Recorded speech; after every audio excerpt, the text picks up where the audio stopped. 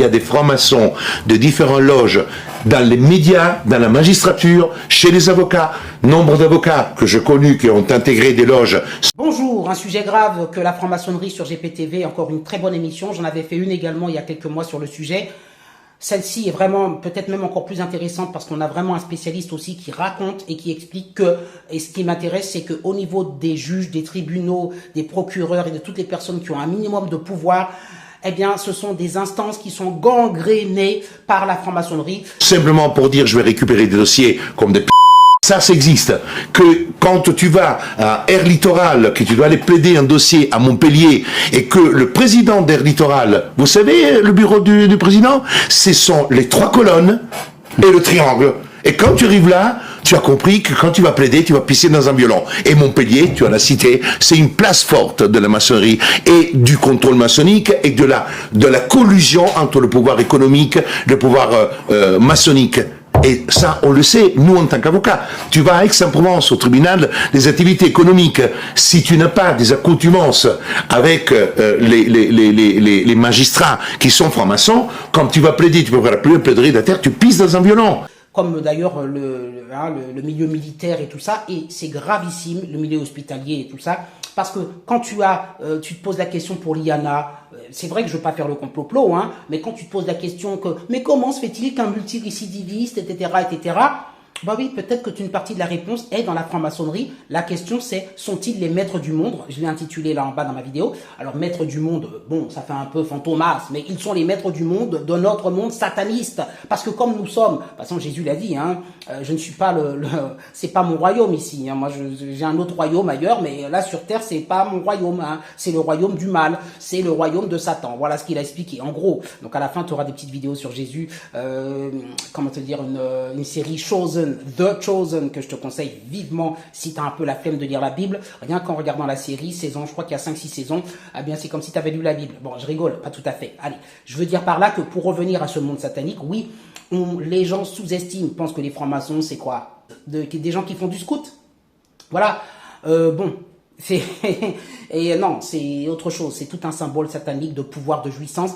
Si tu veux faire la distinction avec le catholicisme, dis-toi bien que Jésus a dit qu'il fallait venir dans ce monde et ne convoiter aucune richesse, aucune puissance, aucune gloire personnelle, et plutôt être dans la pauvreté, tu vois, et dans l'humilité, alors que la franc-maçonnerie, c'est la richesse, la surpuissance individuelle, rien d'humilité, mais le m'as-tu vu, j'écrase les autres, je passe par-dessus des autres en faisant de la confrérie, de se coopter, en fait, c'est un système de cooptation où les uns et les autres, on s'adoube, on se met les uns et les autres en avant, et on passe par-dessus les autres et on impose nos lois, nos règles et tout. C'est un état dans l'état. En fait, c'est une charia. C'est pour ça que je parle de charia maçonnique. Oui.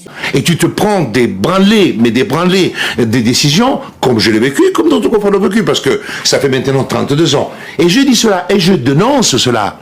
Et il faut le dénoncer. Il faut que nous discutions tous ensemble une modification structurelle.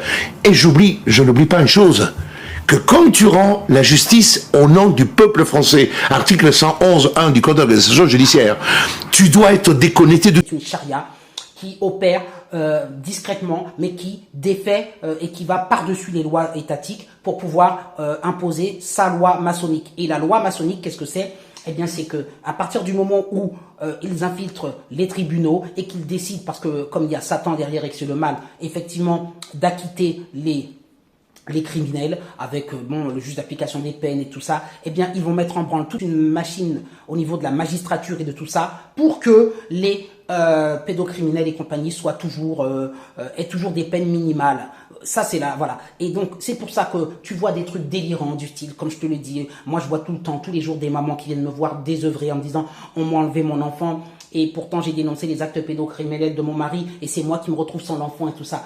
Pour comprendre ce genre de décision folle, tu peux aussi te poser la question de savoir, parce que c'est qu'est-ce qu'il y a derrière, qui tire les ficelles. Et parfois, tu peux te dire que quand tu as des décisions complètement insensées, où on va remettre un enfant dans les mains d'un pédocriminel délibérément, eh bien tu peux te dire que derrière, il y a probablement une action très maléfique, très souterraine, voilà. Donc écoute cette vidéo, tu peux peut-être voir l'intégrale sur GPTV, mais il y a...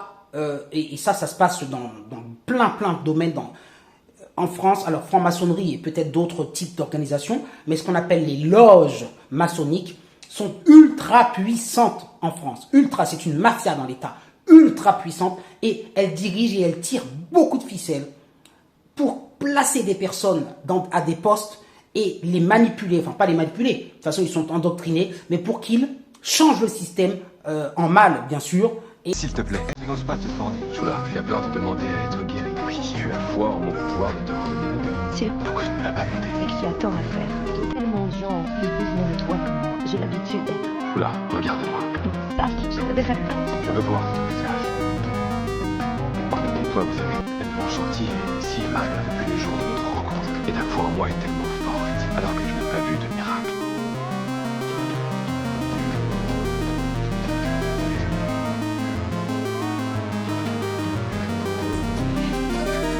Ça a marché.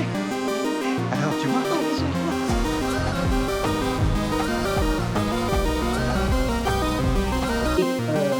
et que les citoyens, pauvres citoyens, morfent un maximum pour faire tout simplement l'œuvre du diable. Hein. C'est ça la franc-maçonnerie. Hein. C'est peut-être la plus grande secte de France, ou peut-être mondiale, et la plus néfaste et la plus négative, hein, la plus impactante, parce qu'elle est voilà. Après, je sais pas, hein, je ne veux pas les comparer, de toute façon, dans l'horreur, hein, voilà. Mais retiens, dis-moi ce que tu en penses. Beaucoup d'entre vous, sur mes vidéos, me parlent de la franc-maçonnerie, hein, parce que vous êtes dédiés. C'est ça le fameux wokisme, hein. Entre guillemets, je ne vais pas utiliser le mot parce que vous savez à quel point je le déteste, ce mot wokisme, mais certains disent être réveillés pour le Black Lives Matter, mais ne sont pas du tout éveillés pour tout ce qui est franc-maçonnerie et tout ça. Hein. Pour eux, ça n'existe pas. Hein. C'est du scoutisme, tu vois, c'est du développement personnel. C'est ce que tu vois sur Wikipédia, hein. Parce que Wikipédia, ils sont très forts pour tailler des costards à des personnes, parce que tu sais comment c'est, hein, c'est n'importe quoi Wikipédia. Mais ils ne sont pas très forts pour comprendre que la franc-maçonnerie est une secte ultra dangereuse. Hein. Ils le présentent comme le développement personnel. Bon, bref, passons. Allez, mettez les pouces en l'air. Seigneur, mon serviteur est couché à la maison, paralysé, et il est malade depuis très longtemps, et il souffre terriblement. Il agonise. Conduis-moi à lui. Seigneur, je ne suis pas digne que tu entres sous mon toit, mais dis seulement une parole, et mon serviteur sera guéri. Ne t'en fais pas, tu n'as pas à te déranger, tu peux le guérir, même à distance. Il te suffit de prononcer un seul mot. Moi-même qui suis soumis à une autorité, j'ai des soldats sous mes ordres. Alors je dis, va, et il va, un autre je dis, viens, il vient. Tout ce que tu commanderas dans ce monde ne pourra que se produire, j'en suis persuadé, même sa guérison. Relève-toi. Vous avez entendu cet homme? Amen. Je vous le déclare. Chez personne en Israël, je n'ai trouvé une telle foi. Rentre chez toi. Que tout se passe pour toi selon ta foi. Merci Seigneur.